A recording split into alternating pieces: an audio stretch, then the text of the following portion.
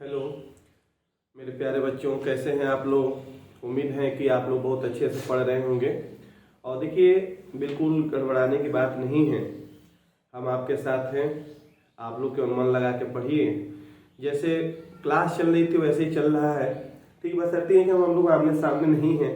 और आप लोग जो है कि देखिए, आप स्कूल के बाद जो हम लोग पढ़ रहे थे उसके बाद जो नया चैप्टर है प्रकाशिक यंत्र, ठीक है। देखिए, मैंने फिगर बना दिया है क्योंकि सामने फिगर बनाने में थोड़ा सा, चूंकि स्कूल और इसके माध्यम में अलग होता है। पहले समझ लीजिए प्रकाशिक यंत्र है क्या बेटा, तब हम लोग तो बात तो करवे करेंगे जिसका करना है हमको। देखिए, प्रकाशिक यंत्र का मतलब आपके पास क्या होता है। देखिए, जैसे हम लोग ये यदि आपसे कहें कि बेटा हम लोग देखिए किसी वस्तु की लंबाई मापते हैं तो उसे मीटर से मापते हैं।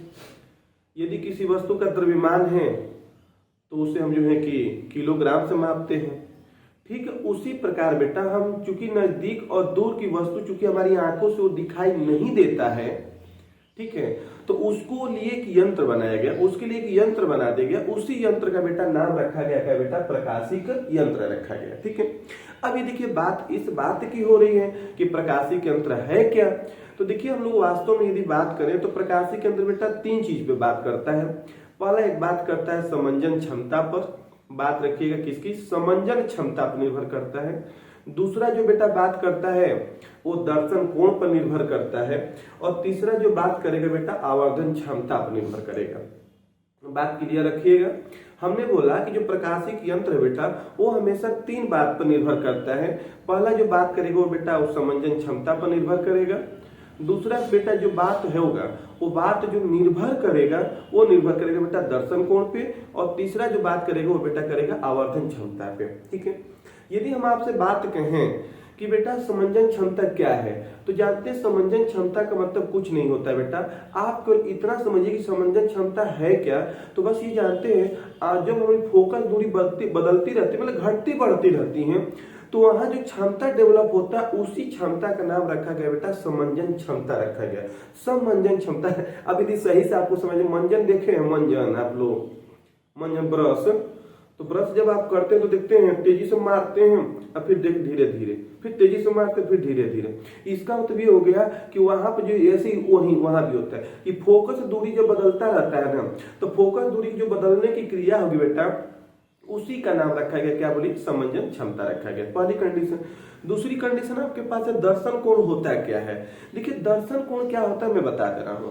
आप मेरा देखिए दर्शन कर रहे हैं, मैं आपका दर्शन कर रहा हूं, तो इसका मतलब होगा कि आंखों पे पड़ने वाली जो कोण होगी ना उसी का नाम बेटा होता है दर्शन कोण। नहीं होता है कि हम लोग पूजा पाठ करते होने जाते मंदिर में, पता लगे किसी मंदिर में भगवान का दर्शन नहीं हो पाए। क्यों दर्शन इसलिए नहीं हो पाए, क्योंकि हमारी आंख उस वस्तु को देख नहीं पाई। अब देखिए, मान लीजिए जैसे मैं फिगर बना रहे हैं यहाँ पे, देखिए वस्तु है बेटा, ठीक है।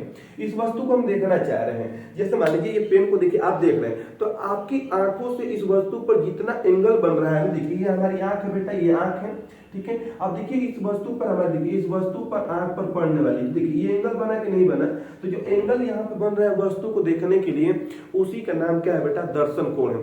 क्योंकि वस्तु को जब तक वो आंख को जब तक वो वस्तु दिखाई नहीं देगी बेटा तब तक हमारी आंख पर कोई दर्शन कोण नहीं बन सकता। एंगल बनेगा नहीं, दर्शन होगा ही नहीं। और जब दर्शन नहीं होगा तो कोण क्या होगा बेटा, दर्शन कोण। जैसे इस समय देखिए कोरोना काल में हम लोग जो है कि एक दूसरे से नहीं मिल पा रहे हैं, क्लास में नहीं हम आ पा रहे हैं, ना आप आ पा रहे हैं, तो क्या एक दूसरे का दर्शन हो रहा है, नहीं हो रहा है।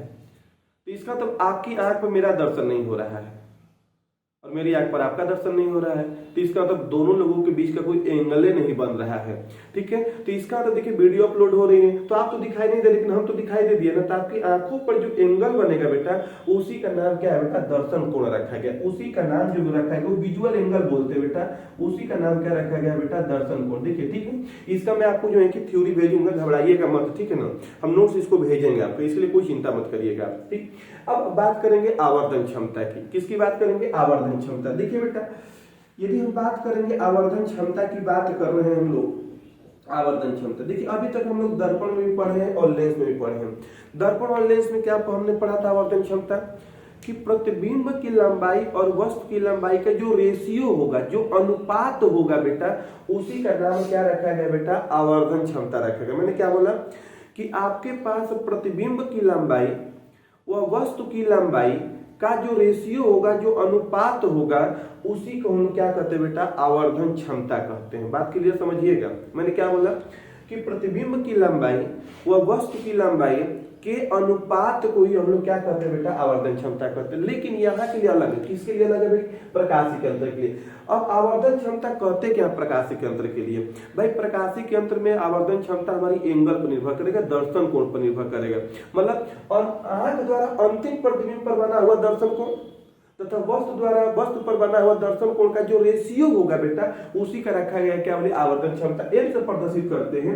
और एम बराबर देखिए आंख से, ये आंख है बेटा, इसलिए मैंने फिगर दिया। आंख पर दर्शन कोण कौन बना रहा है बेटा? बीटा बना रहा है। तो ये बीटा हो गया। अब वस्तु पर जो कि आंख देखिए बीटा जब बना रहा है तो ये वस्तु को देख रहा है, या सॉरी प्रतिबिंब को देख रहा है। अब वस्तु पे बना हुआ दर्शन कोण क्या है बेटा? देखिए ये छोटा सा रखा गया अल्फा है। ये बीटा अपन क्या होता है बेटा? अल्फा होता है। देखिए दर्शन कोण का मतलब याद रखिएगा, अंतिम प्रतिबिंब, देखिए वस्तु है ना, तो वस्तु जब ये प्रतिबिंब बनाएगा तो उस पर जो दर्शन कोण बनेगा, इस वस्तु पर बनने वाला दर्शन कोण का जो अनुपात होगा ना बेटा, उसी का नाम रखा गया क्या बोलिए? आवर्धन क्षमता। एम बराबर बीटा अपन क्या बोलिए? अल्फा। बीटा पर क्या बेटा? अल्फा। ठीक है, ध्यान रखिएगा। अब यहाँ देखिए, अब हम बात जो करने जा रहे हैं आपके सामने, यहाँ पे बेटा कोई दिक्कत नहीं है ना? बोलिए यहाँ तक कोई दिक्कत नहीं। हमने फिर समझा दे रहे हैं आपसे। देखिए प्रकाशिक यंत्र क्या कार्य करता है। प्रकाशिक यंत्र मैंने यही बोला कि दूर व नजदीक की वस्तुओं को हम लोग देखने के लिए क्या करते हैं कि यंत्र का प्रयोग करते हैं। उसी यंत्र का नाम रखा गया बेटा प्रकाशिक यंत्र। इसमें बेटा 3 कंडीशन मैंने बताया। 3 कंडीशन क्या? समंजन क्षमता, मतलब क्या फोकस दूरी के बदलने की घटना, बदलने की क्रिया, बदलने की क्षमता को हम लोग बोलते हैं बेटा समंजन क्षमता। समंजन क्षमता कहते हैं। ठीक है। दूसरी बात होती है बेटा हमारे पास दर्शन कोण की बात होती है। हमने बोला कि हमारी आंख उस वस्तु पर जितना कोण बनाती है, प्रतिबिंब पर जितना कोण बनाती है, वही उस वस्तु का क्या होगा बेटा? दर्शन कोण होगा। ठीक है। तीसरी कंडीशन मैंने बताया बेटा आवर्धन क्षमता। आवर्धन क्षमता का मतलब यही बताया मैंने कि किसी वस्तु के अंतिम प्रतिबिंब पर बना हुआ दर्शन कोण, ठीक है, उस वस्तु द्वारा बने हुए दर्शन कोण के अनुपात को क्या कहते हैं बेटा? आवर्धन क्षमता कहते हैं। इसीलिए यहाँ देखिए प्रकाशिक यंत्र के कारण जो कि हमारे पास 2 चीजें रखे गए हैं, एक सूक्ष्मदर्शी और एक क्या बेटा? दूरदर्शी। सूक्ष्मदर्शी मतलब हो गया सूक्ष्म, छोटी से छोटी वस्तु का क्या करना? दर्शी मतलब होता है बेटा दर्शन करने वाला। हम छोटी से छोटी वस्तु का दर्शन कर पाए, वो हमारे किसका काम करेगा बेटा? सूक्ष्मदर्शी की। जैसे मान लीजिए पेन है, ठीक है, इसका आप दर्शन करें, लेकिन हम कहें कि हाथ पे मेरा क्या है, कुछ आपको पता है नहीं है, लेकिन वही जब सूक्ष्मदर्शी देखेंगे तो पता लगे छोटे छोटे कीटाणु। डिटॉल का प्रचार देखते हैं ना आप लोग टीवी ओवी में, देखिए इस लेंस दिखाता है, तुरंत पता चल जाए कीटाणु है। इसका तो छोटे से छोटी वस्तु का हम दर्शन कर पाए, इसलिए प्रयोग क्या किया जाता है बेटा? सूक्ष्मदर्शी। और ये दूर की वस्तु जैसे सूर्य, चंद्रमा, तारे, इसको हम बहुत क्रियाकलाप हम करने देखने की कोशिश करते हैं कि कैसे है, किस प्रकार है, तो उसका प्रयोग करते हैं बेटा क्या बोलिए? दूरदर्शी का प्रयोग करते हैं। ठीक है। तो यही कंडीशन हमको देखना है। एक होता है संयुक्त सूक्ष्मदर्शी, एक होता है क्या बेटा? दूरदर्शी होता है। यही कंडीशन हमको देखना है। तो इस प्रकार की क्रिया को हम लोग बात करेंगे और आपको नोट्स भेजते रहेंगे। ठीक।